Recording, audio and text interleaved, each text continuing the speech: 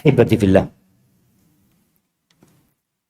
Ada sebuah hadis yang diriwayatkan oleh Imam Tirmidzi dari Abdullah bin Mas'ud radhiyallahu taala anhu. Yang ana rasa hadis ini perlu kita tanamkan di dalam jiwa kita. Karena kita punya banyak masalah dalam kehidupan ini. Semua yang hadir di masjid ini punya masalah. Karena Allah sudah menetapkan kehidupan ini adalah ujian dan bala. Tapi bentuk bala yang kita terima beda-beda. Ada yang tadi malam nggak bisa tidur karena sakit punggungnya. Ada yang nggak bisa tidur karena harus bayar utang. Ada yang nggak bisa tidur karena istrinya ribut atau karena anaknya sakit, menangis. Ada banyak lah masalah dalam kehidupan ini. Bagaimana cara kita menghadapi masalah itu? Bala yang sudah Allah tetapkan akan bersama kita sampai kita mati. Kata Nabi SAW, man nazalat bihi faqah fa anzalaha bin nas. Barang siapa yang turun kepadanya satu kesulitan, satu hal yang menyempitkan dadanya, yang membuat dia susah hidupnya, fa anzalaha bin nas, lalu masalahnya dia sandarkan kepada manusia. Yang ada dalam benak dia cari solusi dari manusia. Oh fulan mungkin. Fulan yang bisa bantu anak. Yang ada dalam benak dia hanya makhluk. Lam tusadda faqatu. Kata Nabi SAW, urusannya nggak akan selesai. Ketika dia sandarkan kepada manusia, bersandar namanya, menggantungkannya kepada makhluk, maka kesulitan yang dia hadapi nggak akan selesai. Boleh jadi mungkin secara pandangan, oh selesai gitu loh. Tapi akan ada masalah lagi buat engkau. Karena manusia ini hanya bisa menyelesaikan urusanmu yang sekarang. Besok datang lagi masalah. Lusa datang lagi masalah. Sampai kapan engkau akan bersandar kepada manusia? Ini selesai urusannya. Wa man nazalat bihi faqah fa anzalaha billah. Barang siapa yang datang kepadanya masalah, lalu dia sandarkan kepada Allah Azza wa Jalla. Dia gantungkan kepada pencipta langit dan bumi ini. Yushikullah bihi. Allah akan hampir saja memberikan solusi kepada dia. Birizqin ajilin au ajil. Dengan rezeki yang segera atau tertunda. Artinya masalahnya selesai. Ketika kita gantungkan kepada Allah Azza wa Jalla, selesai masalahnya. Tapi ternyata banyak di antara kita yang kurang yakin sama Allah. Kita masih sering mendengarkan curhatan manusia kepada kita.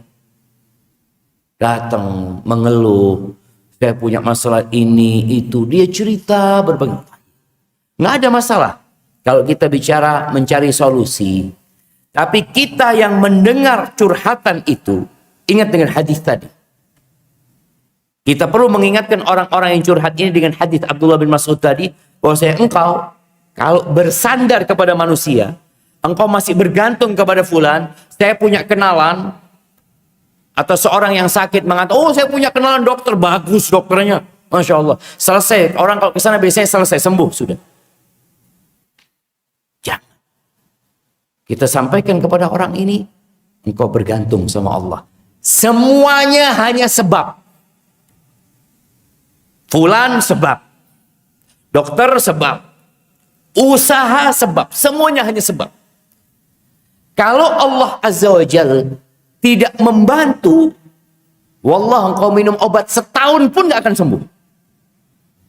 Engkau berpindah dari satu dokter ke dokter selanjutnya. Dari satu rumah sakit ke rumah sakit selanjutnya. Engkau pergi ke rumah sakit yang ada di luar Indonesia. Ingat, semuanya hanya sebab. Kita nggak boleh bergantung kepada sebab. Kita menjalankan sebab itu, tapi hati kita bergantung kepada Allah Azza wa Jalla. Seperti seorang yang di PHK, kemudian dia berpikir, Anda mau kerja di mana? Ya udah, engkau ngelamar kerja. Tapi ingat hatimu sama Allah. Ada sebuah kisah dan banyak cerita jamaah. yang sesuai dengan hadis yang Nabi Shallallahu Alaihi Wasallam sebutkan tadi. Ini ada kejadian seorang yang sudah nggak punya pekerjaan, di PHK dia. Dia sudah ngelamar sana, ngelamar sini. Suatu hari dia ketemu dengan seorang ustaz. Dilihat wajahnya, kelihatan aja mah. Antum kalau mau lihat wajah orang punya utang itu, kelihatan. Lihat dari samping, coba lihat tetangga antum yang kanan kiri, kelihatan iki kok dia utang. Kelihatan di wajahnya, orang itu punya masalah kelihatan. Syekh ini tanya, kok kenapa? Ya Syekh anak, dia cerita masalah dia. Tapi alhamdulillah Syekh anak punya kenalan sama fulan, anak udah ngelobi fulan, tinggal nunggu jawaban dari mereka. Kata. Lalu Syekh ini ngomong, engkau sampai kapan akan kayak gini? Kenapa engkau nggak mengetuk pintu langit?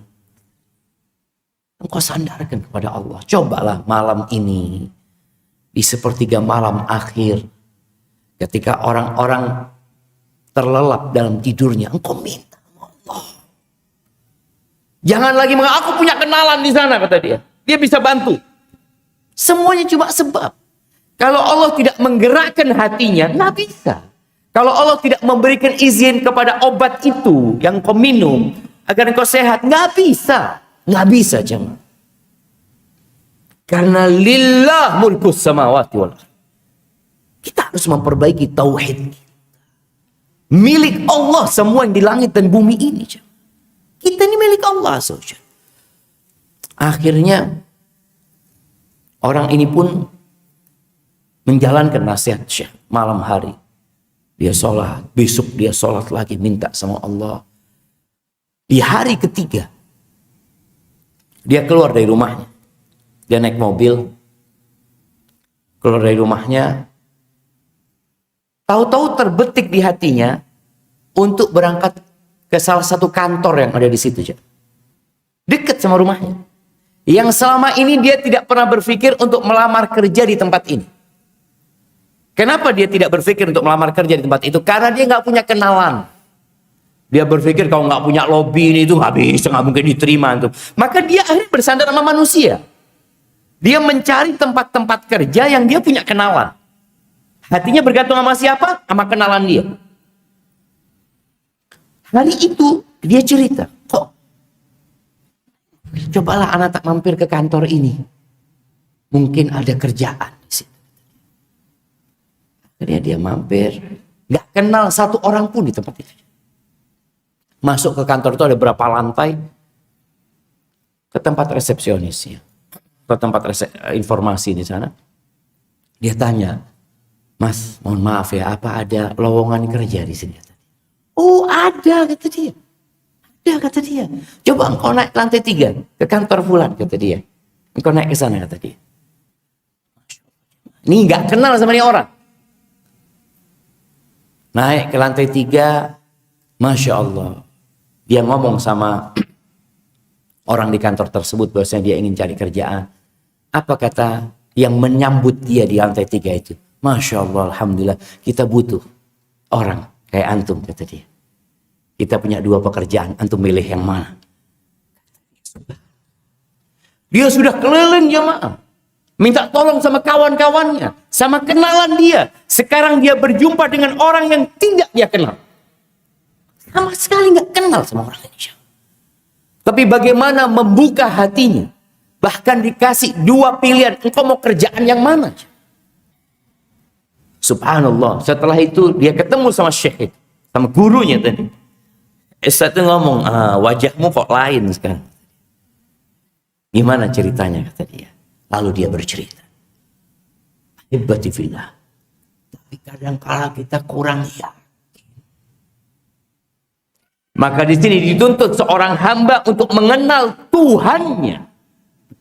Kita perlu kenal sama Allah Azza wa Jalla. Pertanyaan pertama di kubur itu, man rabbuk? Siapa Rabb? Bukan yang lainnya. Siapa bosmu, siapa atasanmu, yang ditanya man rabbuk? Dan banyak di antara kita yang hanya mengenal Allah. Dia sekedar namanya. Baca Asma'ullah al-Husna. Baca. Kaji. Kita nih kalau nggak kenal sama orang, kita akan meremehkan. Contoh, ana sholat umpamanya di masjid, selesai sholat di kanan kiri ana nggak kenal sama orang itu. Tahu-tahu ada yang bisikin ana, Pak Ustadz, yang di sebelah kiri antum itu Bupati Sidoarjo. Assalamualaikum. Kita jadi lain, Jeng. Awalnya biasa-biasa aja. Tapi ketika kita tahu dia orang penting, baru kita akan respect. Begitu pula sama Allah Azza wa Jalla, walillahil mathal. Ketika antum kenal sama Allah Azza wa Jalla, antum gak akan naik motor kecuali antum baca dan menyebut nama Allah Azza wa Jalla. Antum akan naik mengatakan Bismillah. Karena antum tahu kalau Allah berkehendak antum ditabrak mati. Kendaraan antum jalan, mogok, atau selip, ada truk yang lewat. Kita tahu Allah itu Rabbul Alamin. Ketika keluar rumah antum akan mengatakan Bismillah, tawakkaltu ala Allah. La hawla wa la quwwata illa billah. Itu bentuk orang yang benar-benar kenal sama Allah Azza wa Jalla. Makanya Rasulullah SAW itu orang yang paling banyak doanya. Bandingkan dengan semuanya, yang paling banyak doanya Nabi SAW. Beliau paling banyak bersandar kepada Allah Azza wa Jalla. Dan itu sebenarnya ikrar kita ketika kita sholat. Kita mengatakan, Iyyaka na'bud wa iyyaka nasta'in. Hanya kepadamu kami beribadah, ya Allah. Dan hanya kepadamu kami minta pertolongan. Lalu kenapa prakteknya kita lebih sering minta tolong kepada selain Allah Azza wa Jalla? Kan boleh. Apabila dia mampu menolongmu, tapi ingat jangan bersandar kepada dia. Karena dia hanya sebab. Ahibati fillah. Nabi Ibrahim alaihissalam, ketika dilemparkan ke dalam api, ada beberapa riwayat Israiliyah yang menceritakan proses Nabi Ibrahim dilemparkan ke api. Kaumnya itu membuat api yang bangunan besar, sehingga mereka sebenarnya bisa membuat alat panggang buat manggang Nabi Ibrahim. Kan cukup. Lalu yang mau dipanggang cuma satu orang. Kenapa harus sebesar masjid ini apinya? Tapi mereka ingin menunjukkan kekuatan mereka. Manusia yang lemah ini ingin menunjukkan kekuatan mereka, bikin api yang besar. Akhirnya ketika mereka sudah membakar itu tempat, mereka bingung bagaimana cara mendekatkan Nabi Ibrahim. Lalu mereka nggak bisa mendekat karena panasnya api tersebut. Lalu mereka membuat manjanik, alat pelontar. Disebutkan yang mengilhamkan kepada mereka iblis. Mereka bikin alat pelontar itu, dilemparkan Nabi Ibrahim. Dilemparkan, ditelanjangi. Subhanallah, itu Nabiullah. Kenapa nanti pada hari kiamat di padang mahsyar orang yang pertama dikasih baju itu Nabi Ibrahim? Sebagian ulama mengatakan itu sebagai balasan ketika beliau ditelanjangi sama kaumnya. Allahu Akbar. Ketika dilemparkan, malaikat Jibril datang mengatakan, alaka ilayya haja. Ibrahim, engkau punya perlu sama aku. Apa kata Nabi Ibrahim? Amma ilaika fal. Sama engkau aku nggak perlu. Ini bentuk keimanan dan keyakinan. Malaikat Jibril cuma sebab. Amma ilallah fa na'am. Kalau sama Allah aku punya perlu. Jibril tidak akan mampu melakukan apa-apa kecuali dengan izin Allah Azza wa Jalla. Amma ilallah fa na'am, sama Allah aku perlu. Lalu Nabi Ibrahim mengatakan hasbunallah wa ni'mal wakil. Cukup Allah sebaik-baiknya pelindung buat aku. Apa yang terjadi jemaah? Supaya kita tahu Allah itu bisa berbuat apa yang dia kehendaki. Nggak perlu kita mikir, nalar kita, bagaimana nanti solusinya ya. Kira-kira seperti ini, udah urusannya Allah Azza wa Jalla. Dan itu yang lakukan Nabi Ibrahim, hasbunallah wa ni'mal wakil. Allah tidak menurunkan hujan untuk mematikan itu api. Enggak, api itu tidak dimatikan. Allah tidak menurunkan salju, wala angin yang memindah itu api. Tetap api seperti itu. Dan masyarakat menonton dan merasakan panasnya api itu. Tapi Allah mengatakan, ya naru kuni bardan wa salaman ala Ibrahim. Allah bicara sama api, jemaah. Allah mengatakan, wahai api, jadilah engkau dingin dan keselamatan buat Ibrahim. Hanya buat Ibrahim. Hanya buat Ibrahim. Panas semua, kayu itu tetap terbakar, jemaah. Dan orang-orang merasakan panasnya. Itu yang akan kita dapatkan tatkala kita bergantung sama Allah Azza wa Jalla. Cerita Nabi Musa alaihissalam. Sebab dijalankan. Fa asri bi ibadi laylan innakum muttaba'un. Allah mewahyukan kepada Nabi Musa alaihissalam untuk membawa Bani Israel meninggalkan Mesir. Udah, kalian pergi meninggalkan Mesir. Malam hari. Udah pergi nih. Dikatakan jumlah Bani Israel 400.000, kira-kira banyak jumlah mereka. Atau kurang dari itu. Meninggalkan Mesir subuh, jemaah. Ternyata sampai ke laut. Ketika mereka sampai ke pantai, Fir'aun sudah sampai. Allah mengatakan, falamma tara al-jam'ani qala ashabu Musa inna lamudrakun. Ketika dua pasukan ini, dua kelompok ini saling melihat, sahabat-sahabat Nabi Musa mengatakan, habis kita sudah. Kita akan binasa. Kita akan dibantai sama Fir'aun. Itu loh udah kelihatan mata. Sedangkan di depan lautan. Nggak ada solusi. Mau kemana kita? Nggak ada alat untuk menyeberang. Nggak ada perahu, nggak ada kapal. Mereka langsung down jiwa mereka. Melihat kondisi itu. Berbeda dengan Nabi Musa alaihissalam. Apa kata Nabi Musa? Kalla. Inna ma'iya rabbi sayahdi. Nggak mungkin. Nggak mungkin kita dibinasakan. Kita udah jalankan perintah Allah nih. Sesungguhnya bersamaku ada Tuhanku. Dia akan memberikan petunjuk. Yakin. Dan dikasih solusi yang tidak pernah ada dalam akal manusia. Itu lautan terbelah, jemaah. Yang nggak mungkin terbelah itu lautan. Maka di sini tatkala kita kenal sama Allah Azza wa Jalla, urusannya selesai. Kita akan tenang, damai, sudah serahkan sama Allah gitu loh. Iya Ustaz. Kalau ngomong enak, prakteknya Ustaz. Ya. Kalau prakteknya berat, berarti memang kita belum kenal sama Allah Subhanahu wa taala. Allah mengatakan fa inna ma'al usri yusra. Inna ma'al usri yusra. Allah yang mengatakan itu. Sesungguhnya bersama kesulitan itu ada kemudahan. Tahu namanya bersama aja, bareng aja. Ketika antum dalam kesulitan, oh bentar lagi selesai urusannya. Seperti dua orang yang datang ke rumah kita, bareng nih datangnya. Mungkin yang masuk ke rumah kita lebih dulu kesulitan. Kemudahannya mana? Ini bentar lagi masuk. Long dia jalannya bareng. Cuma mungkin lebih dulu kesulitan itu. Inna ma'al usri yusra.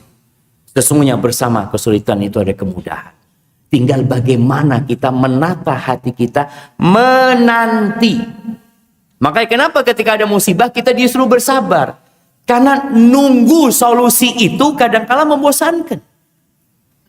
Ustaz, ana sudah lama Ustaz, belum selesai urusannya. Boleh jadi karena antum masih bergantung sama manusia. Ada yang punya utang. Ana punya utang Ustaz, sudah ditagih-tagih. Terus alhamdulillah Ustaz, ana punya rumah Ustaz, belum laku rumahnya nih Ustaz. Insya Allah rumah ini laku, selesai utangnya. Allah bikin nggak laku tuh rumah. Karena antum bersandar kepada rumah ini. Rumah ini, ana punya uang di sini. Selesai laku, ana lunasin. Yang bikin laku itu siapa? Allah kan. Maka kadang-kala kita masih ada ketergantungan kepada makhluk. Kita lihat dokter tuh. Bagaimana dokter itu angkat tangan. Supaya pasiennya ini nggak bersandar kepada dokter. Sudah dokter mengatakan maaf kita sudah nggak bisa apa-apa. Loh, dari awal dokter tuh nggak bisa apa-apa. Kecuali Allah yang kasih izin. Yang dilakukan dokter itu cuma sebab. Ingat sebab. Bukan berarti kita tidak berobat, bukan berarti kita tidak berusaha, bukan berarti kita tidak berupaya. Kita lakukan semua itu, tapi hati kita tidak di sana. Hati kita bergantung kepada Allah Azza wa Jalla. Allah Azza wa Jalla mengatakan, "Fa'idha azamta fatawakkal 'ala Allah. Innallaha yuhibbul mutawakkilin." Kalau engkau sudah berazam, bertekad, ya sudah serahkan sama Allah Azza wa Jalla. Allah cinta kepada orang-orang yang bertawakal. Ingat, tawakal ini bukan amalan raga. Kadangkala ada yang berusaha untuk menabrakkan antara tawakal dengan usaha. Enggak. Tawakal ini amalan hati. Bukan amalan fisik. Makanya ketika Nabi SAW memberikan contoh, "Lau annakum tawakkaluna 'ala Allah haqqa tawakkulihi." Kalau kalian bertawakal kepada Allah dengan sebenar-benarnya tawakal, la razaqakum kama yarzuqut tayr. Allah akan memberikan rizki kepada kalian seperti Allah memberikan rizki kepada burung. Bagaimana burung itu? Taghdu khimasan wa taruhu bitanan. Burung itu keluar dari sarangnya dalam kondisi lapar aja. Keluar dia. Usaha, ini fisiknya burung itu usaha. Pulang kenyang. Pernah ngelihat burung punya kulkas? Karena dilihat ini kayaknya mau musim hujan ini ya. Nggak ada kulkas. Walau ada mungkin dia ambil padi ya. Kemudian ditaruh disimpan. Ini untuk apa? Untuk persiapan nanti buat anak-anaknya. Atau ketika burung itu telur ya. Dilihat telurnya ada 4 ya, insya Allah ini anaknya 4. Berarti anak harus ya cari usaha yang lebih kenceng lagi. Nggak ada. Nabi SAW tidak memberikan contoh seperti semut. Semut masih menyimpan makanan. Masih dia. Tapi burung nggak ada. Antum melihat burung menyimpan makanan, nggak ada. Kalau kita bertawakal dengan sebenar-benarnya tawakal, seperti itu akan dikasih rezeki sama Allah Azza wa Jalla. Ingat, tawakal itu amalan hati. Arti tawakal itu atiqatu billah wal i'timad alaih. Yakin sama Allah dan menyandarkan kepada Allah Azza wa Jalla. Itu hati. Sedangkan fisik kita, ya usaha. Nabi SAW ketika sakit berhijamah. Nabi SAW.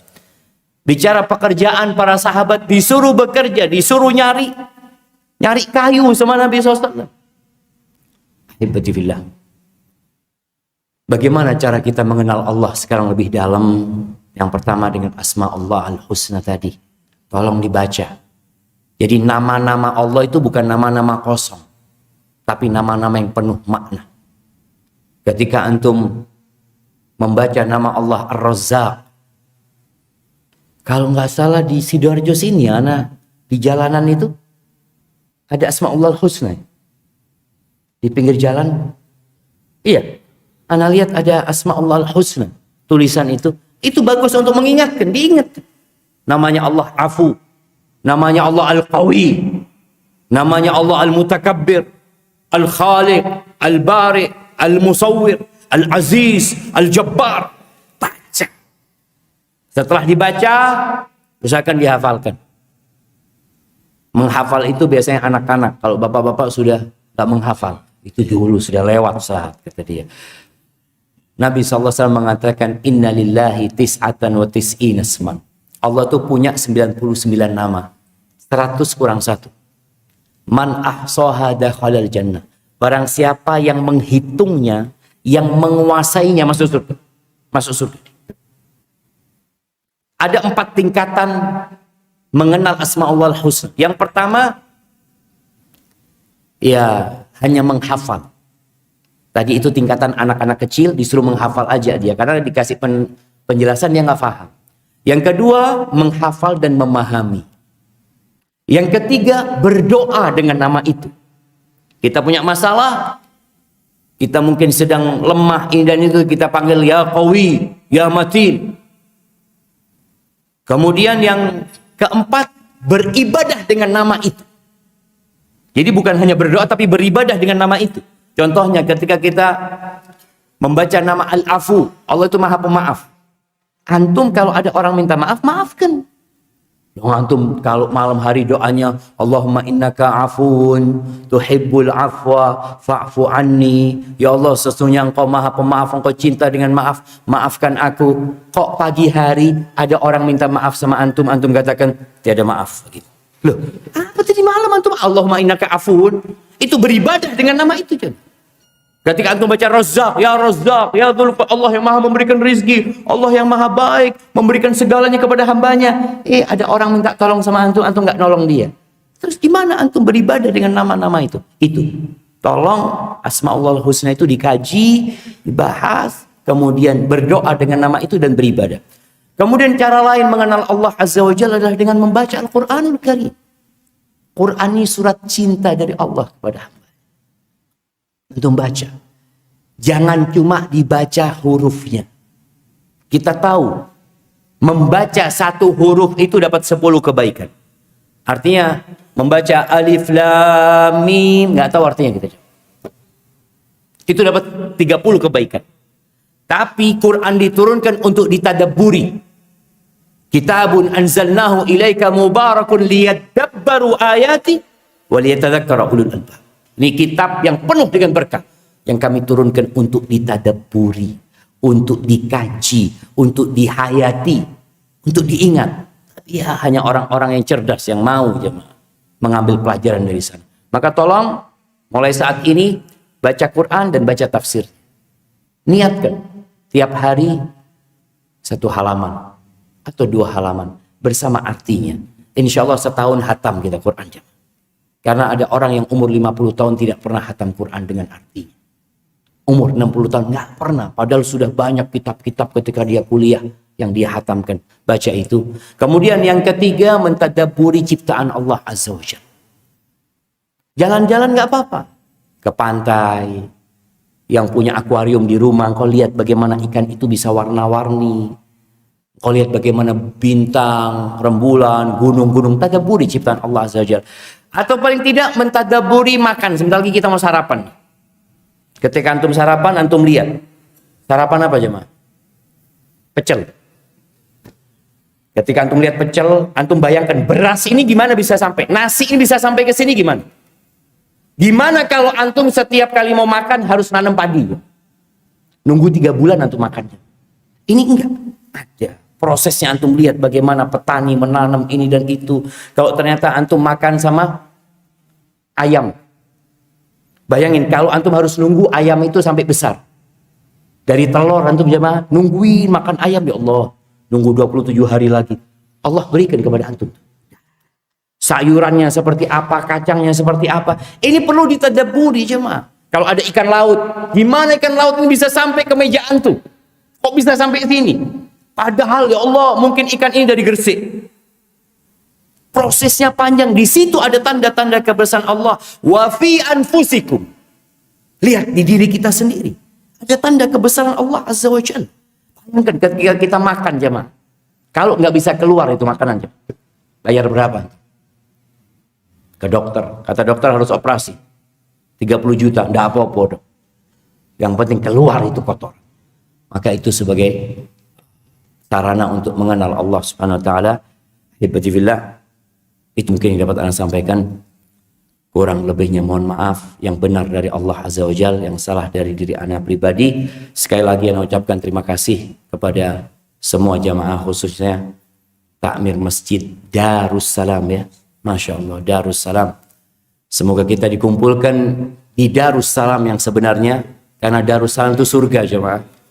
Masya Allah.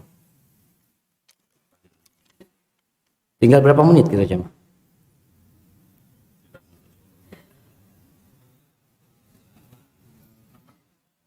Enam menit.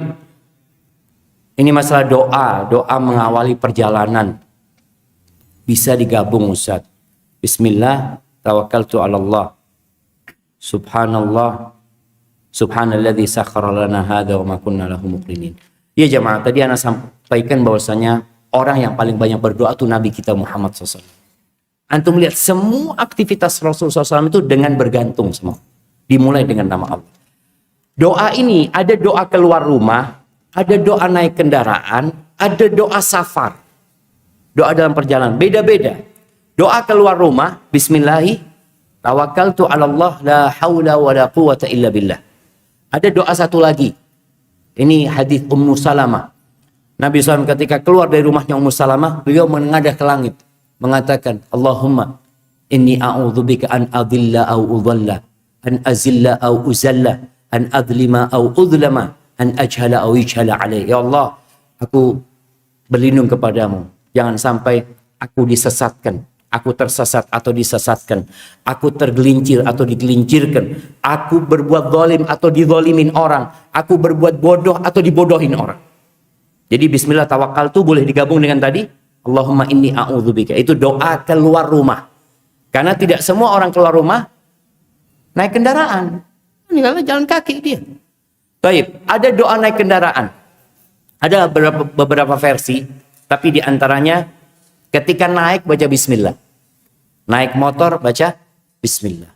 Kemudian sudah di atas mengucapkan alhamdulillah. Kalau bertakbir Allahu Akbar, Allahu Akbar, Allahu Akbar, lalu membaca subhanalladzi sakhkhara lana hadza wa ma kunna lahu muqrinin wa inna ila rabbina lamunqalibun.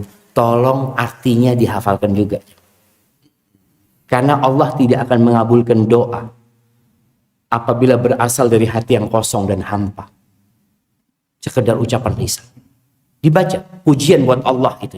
Itu doa naik kendaraan. Ada doa versi lain. Baik, ketika safar, kan naik kendaraan ini nggak harus safar ya, bisa jadi cuma ke kota. Tapi kalau melakukan perjalanan panjang, lain lagi doanya Nabi SAW. Nabi berdoa, Allahumma inna nas'aluka fi safarina hadha albirra wa taqwa wa minal amali ma tarda. Allahumma hawwin alaina safarana hadha watwi anna bu'da. Allahumma innaka sahibu fis safar wal khalifatu fil ahl. Allahumma inna na'udzubika min wa'tha'is safar, sampai akhir doa safar. Jadi doa keluar rumah lain, doa naik kendaraan lain, doa safar lain. Tapi yang jelas semuanya ada doanya. Karena doa ini tadi menggambarkan kita bergantung sama Allah. Antum mau masuk rumah ya baca bismillah, mau menggauli istrinya baca bismillah, mau makan baca bismillah, mau ke toilet pun antum baca bismillah. Allahumma inni a'udzubika minal khubthi wal khaba'ith. Keluar dari sana pun antum mengingat Allah Azza wa Jalla. Jadilah seorang hamba yang senantiasa bergantung sama Allah, dan antum akan menjadi orang yang kuat ya.